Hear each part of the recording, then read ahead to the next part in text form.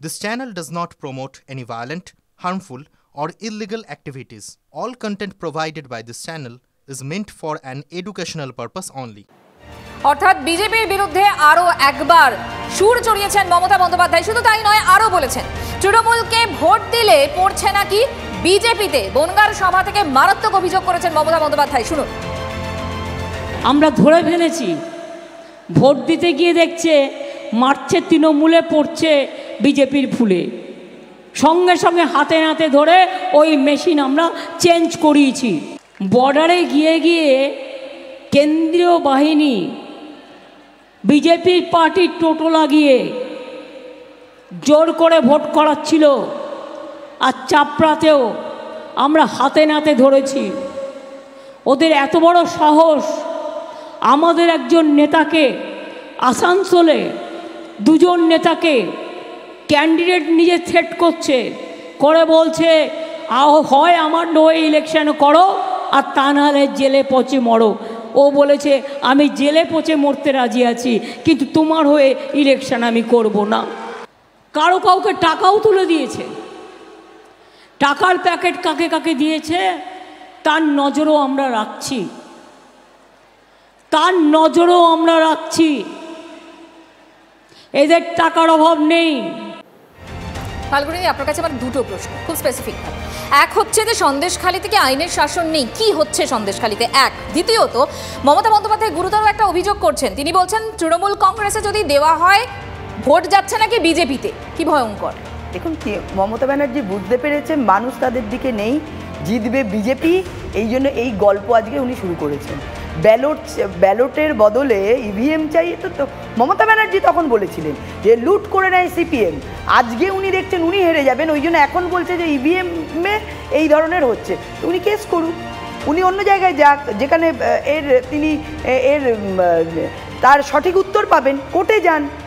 Actually উনি জানেন যে উনি হেরে যাচ্ছে, মানুষ তার পক্ষে নেই। আর বারবার উনি বলছে কোথায় টাকা দিচ্ছে সবাই উনি জানতে পারছে। কেবলমাত্র নিজেদের দলে যারা চুরি হয়েছে, তার মন্ত্রিসভা জেলে রয়েছে, তাদের টাকা কোথায় দিয়েছে সেটা উনি জানতে পারেননি। সত্যি কথা, এটা একটা খুব, উনি পুলিশ মন্ত্রী, উনি মুখ্যমন্ত্রী, তিনি সব কিছু জানতে পারেন, শুধু নিজের দলের চোরেদের কথাগুলো উনি জানতে পারেননি, কারণ তার মাথায় উনি বসে রয়েছেন। দ্বিতীয়ত প্রধানমন্ত্রী করেছেন অশোক চৌহানকে চোর দেখে তাকে দলে শামিল করেছেন। সেটা আমরা এ রাজ্যেও দেখেছি যে এখান থেকে এই দল থেকেও কিন্তু বিজেপিতে অনেকে গেছে। গেছে এবং রাজীব বন্দ্যোপাধ্যায়কে মমতা ব্যানার্জি নিজে বলেছিলেন উনি নিয়োগ দুর্নীতি, মানে বনসহায়ক নিয়োগ দুর্নীতিতে জড়িত। তারপরে বিজেপি থেকে চলে আসার পর তাকে তো আবার মমতা ব্যানার্জি নিয়েছে। তো সুতরাং এবং বলছি বিশ্বজিৎ কুন্ডু নয়, তখন বিজেপি নিয়েছিল। বিশ্বজিৎ কুন্ডু যে বলেছে 62 জনের চাকরি আমরা দিয়েছি, আমি দিয়েছি তৃণমূল থাকাকালীন, তাকে বিজেপিতে নিয়ে নিয়েছে। মানে ওনাকে বলেনি আপনি চোর, আপনি চাকরি চোর, আপনার আমাদের দলে আসতে পারবেন না। ভারতবর্ষ জুড়ে মোদিজি এটা করেছেন, নারায়ণ রানে থেকে শুরু করে অশোক চৌহান থেকে বিশ্ব শর্মা এবং প্রজ্জ্বল রেভান্নাকে ক্যান্ডিডেট করেছে। হাজার মহিলার সর্বনাশ করেছে, তাকে ক্যান্ডিডেট করেছে। আপনি একটা কথা বলুন, যখন এই তৃণমূল এবং বিজেপি এদের মধ্যে আলোচনা করতে গেলে দুর্নীতি ছাড়া আমরা অন্য কিছু নিয়ে আলোচনা করতে পারি না, সেখানে আপনাদের ভূমিকা কি? মানুষের কথা বলেন নাকি আপনারা? আমি আসছি সে কথায়। আমি সন্দেশখালী প্রসঙ্গে যে একটা পয়েন্ট বলতে চাই, সেটা হচ্ছে যে কৃষাণুদা যে কথাটা বললো সেটা যদি সঠিকও হয়, তাহলে সন্দেশখালী কাণ্ডের পরে স্টেট গভর্নমেন্টেরই ক্যাম্প করা হয়েছিল জমিহারাদের জমি ফিরিয়ে দেওয়ার জন্য। তাহলে সেই অভিযোগগুলো তো ভুল ছিল নাকি ভুল ছিল না? তাহলে স্টেট গভর্নমেন্ট এই কাজটা কেন করলো সেটা ওনারা অবশ্যই জবাব দেবেন। সন্দেশখালীতে অনেক এক্সেস হয়েছে, প্রচুর এক্সেস হয়েছে, কিন্তু বিজেপির প্রবলেমটা হচ্ছে গরিব মানুষকে নিয়ে আন্দোলন সংগঠিত করবার মতন পার্টি বিজেপি নয়। রাম হনুমান নিয়ে ভোট করবে সেটা একটা ব্যাপার, কিন্তু গরিব মানুষকে নিয়ে আন্দোলন সংগঠিত করতে গিয়ে যে জায়গায় যাচ্ছে সে জায়গায় হচ্ছে। আমরা যেটা বলতে চাইছি খুব পরিষ্কারভাবে, দেখুন দুর্নীতির বিষয়টা বিজেপি তৃণমূল মিরার ইমেজ। তৃণমূলের দুর্নীতি পশ্চিমবাংলার মানুষ দেখতে পাচ্ছে, আর বিজেপির দুর্নীতি ইলেকশন বন্ডের মাধ্যমে চারিদিকে। শেষ কথা আমি আসবো, খুব সংক্ষেপে বলবেন।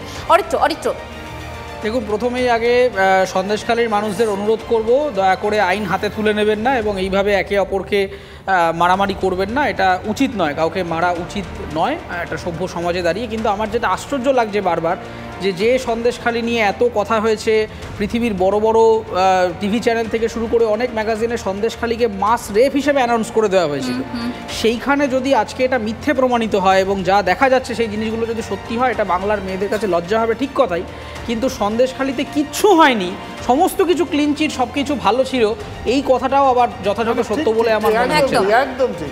কৃষ্ণদা, না, খুব ধন্যবাদ অরিত্র এবং সপ্তর্ষিকে যে সন্দেশখালির এই দিকটা তোমরা তুলে ধরলে।